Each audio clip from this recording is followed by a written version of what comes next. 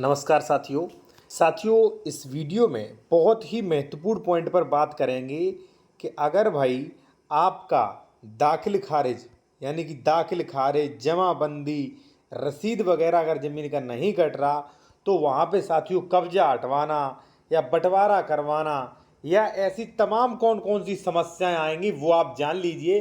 तो जो लोग भाई दाखिल खारिज नहीं करवाएं, प्लॉट्स का दाखिल खारिज नहीं करवाए, देखिए आप किसी भी स्टेट से हो, बेहद जरूरी कानून है ये, ठीक है। और एक चीज साथियों मैं यहीं पे आपको बता दूं कि यहाँ पे प्रॉपर्टी ट्रांसफर एक्ट सेक्शन 54 भी मैं आपको समझाऊंगा, जो कि कहता है रजिस्ट्री से ही स्वामित्व मिल जाएगा आपको, मात्र रजिस्ट्री यानी कि बेनामा केवाला से स्वामित्व मिल जाएगा।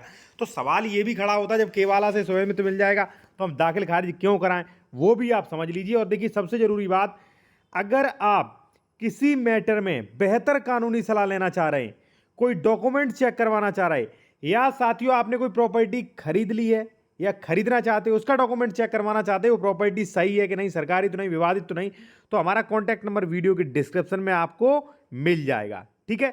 चलिए आते हैं सबसे महत्वपूर्ण टॉपिक पर साथियों कि दाखिल खारिज आपने अगर नहीं करवाया तो कब्जा क्यों नहीं हटेगा। 3 पॉइंट, ठीक है ना। बिना दाखिल खारिज से क्या क्या परेशानी होगी वो आप समझ लीजिए, ठीक है। फिर आप समझेंगे बिना दाखिल खारिज जमाबंदी स्वामित्व मिलेगा कि नहीं, और बिना दाखिल खारिज के अवैध कब्जा क्यों नहीं हटेगा वो आप समझ लीजिए, ठीक है। और देखिए कहीं से भी हो, किसी भी स्टेट से हो, लगभग यही कानून लागू होंगे, ठीक है ना।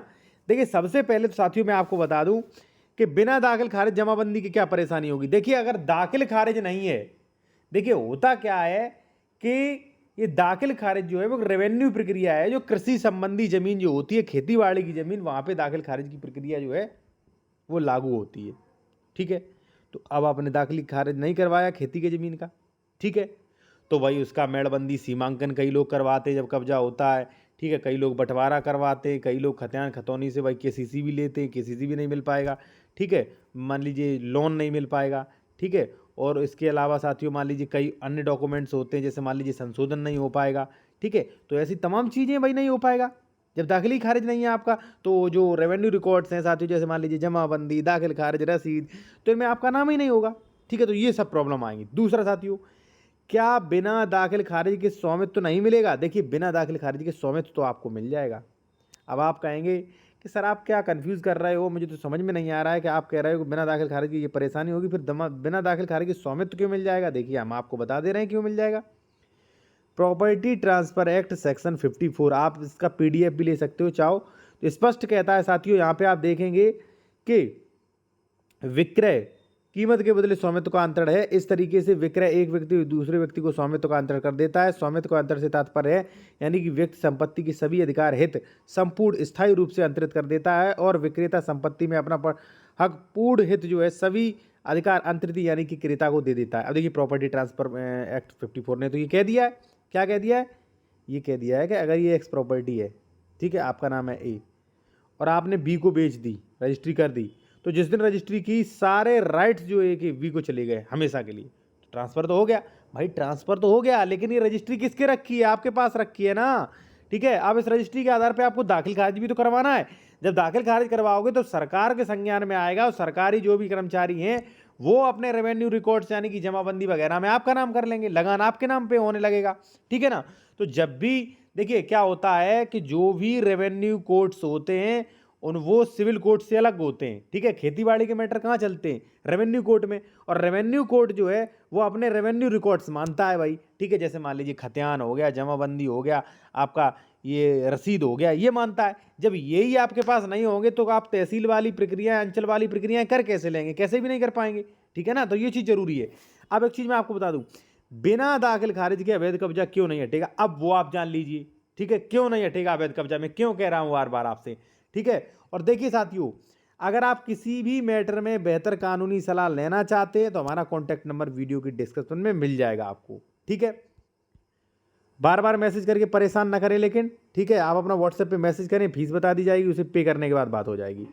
अब देखिए साथियों, प्रॉपर्टी ट्रांसफर एक्ट सेक्शन 54 नीचे क्या कह रहा है ये आप इसकी पीडीएफ ले सकते हो। अगर मान लीजिए कोई दाखिल खारिज नहीं हुआ, जमाबंदी नहीं हुई, कोई परेशान कर रहा, तो आप ये पीडीएफ ले सकते हो, ये प्रशासन को भी दिखा सकते हो, इस पर स्पष्ट लिखा है हित जो है पूर्ण स्वामित्व प्राप्त हो जाता है, ठीक है ना। अब देखिए साथियों, अब क्या लिखा है, एक क्रेता विक्रेता से बेहतर स्वामित्व नहीं रख सकता, ठीक है, लेकिन विभाजन माप सीमांकन करके ही कब्जा लिया जाएगा। अब एक बात बताइए, सुनिए, जैसे मान लीजिए, अब मैं आपको थोड़ा समझा दूं अच्छी तरीके से, ठीक है ना।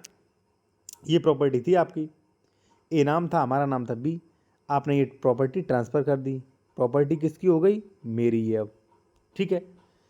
अब स्वामित्व प्रॉपर्टी ट्रांसफर एक्ट जो 54 था उसने तो कह दिया भाई कि स्वामित्व मिल गया, लेकिन वो नीचे क्या कह रहा है कि अगर इस पे विवाद हुआ, भाई स्वामित्व जैसे मान लीजिए विवाद नहीं तो कोई दिक्कत नहीं, अगर मान लीजिए कई बार क्या होता है, भाई वगैरह जो है पड़ोसी से खातेदार वगैरह विवाद करने लगते हैं फालतू में, ठीक है। तो इसमें क्या कहा, अगर विवाद है, अब देखिए यहां पे देखना आप, यहां पे क्रेता विक्रेता से बेहतर स्वामित्व नहीं रख सकता, लेकिन तो क्रेता को कब्जा तब तक नहीं दिया जा सकता जब तक संपत्ति का विभाजन माप सीमांकन या सौदर्यपूर्ण तरीके से या न्यायालय द्वारा डिक्री से ना हो जाए। देखिए, अगर सौदर्यपूर्ण तरीके से है तो फिर ठीक है, अगर इस पे विवाद हो रहा है तो भाई आपको जाना पड़ेगा सीमांकन के लिए। किसके लिए जाना पड़ेगा, सीमांकन के लिए। सीमांकन कहां होगा, रेवेन्यू कोर्ट में, रेवेन्यू कोर्ट में। अब आपके पास तो रजिस्ट्री है, कोई रेवेन्यू डॉक्यूमेंट्स है नहीं, तो सीमांकन कैसे हो पाएगा, ऑप्शन खत्म सीमांकन का। इसके बाद साथियों आ जाएगा कि विभाजन। अब खेती की जमीन अगर थी तो इसका विभाजन कहाँ होगा, पार्टीशन कहाँ होगा, फाट कहाँ डलेंगे, रेवेन्यू कोर्ट में। रेवेन्यू कोर्ट क्या, तहसील, अंचल, ब्लॉक वगैरह ये जो हैं वो होते हैं, ठीक है ना।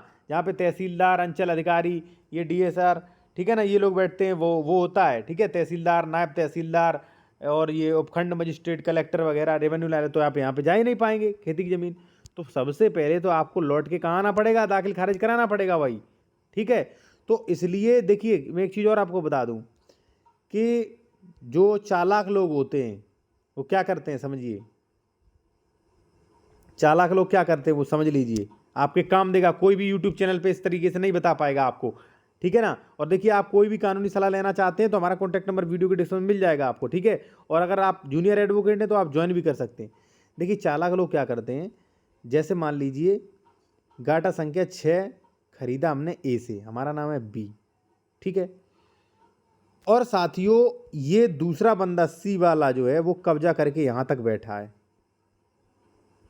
ठीक है। सी बैठा है, गाटा नंबर 7 वाला, यहां तक कब्जा कर लिया उसने, यानी आधा जमीन मैंने ये ज़मीन खरीद लिया, रजिस्ट्री करा दी, सारे स्वामित्व हो गए। लेकिन मैं अभी नहीं जाऊंगा, मैं करवाऊंगा इसका पहले दाखिल खारिज जमाबंदी करवा ली, दोनों रिकॉर्ड्स मेरे हाथ में आ गए। अब मैं जाऊंगा रिकॉर्ड्स लेकर यहाँ पे और 7 नंबर वाले सी से कहूंगा भाई यहाँ से तू कब्जा हटा ले, यहाँ तक मेरा है, ठीक है, चलो भाई कब्जा हटाओ। वो कहेगा नहीं हटाएंगे, नहीं हटाओगे, रेवेन्यू रिकॉर्ड्स मेरे हाथ में है। मैं चला जाऊंगा रेवेन्यू कोर्ट्स में, तुरंत एक एप्लीकेशन लिखूंगा, कहेगा साहब नापी करवाइए यहाँ पे, और वो नापी करवाएगा साथियों, ठीक है, नापी करवाएगा और तुरंत कब्जा हटवाएगा। अब अगर मैं डायरेक्ट आ जाता बिना दाखिल खारिज कराए तो मैं नापी करवा ही नहीं पाता, ठीक है ना। तो ये बेनिफिट्स होते हैं, आपको कोई नहीं ये चीज़ें बताता है, ठीक है ना। और देखिए, आपका मान लीजिए उत्तराधिकार संबंधित, जमीन से संबंधित, दाखिल खारिज कैंसिल, रजिस्ट्री कैंसिल, कोई भी आप बेहतर से बेहतर कानूनी सलाह ले सकते हैं। हमारा कॉन्टैक्ट नंबर वीडियो को मिल जाएगा साथियों। धन्यवाद।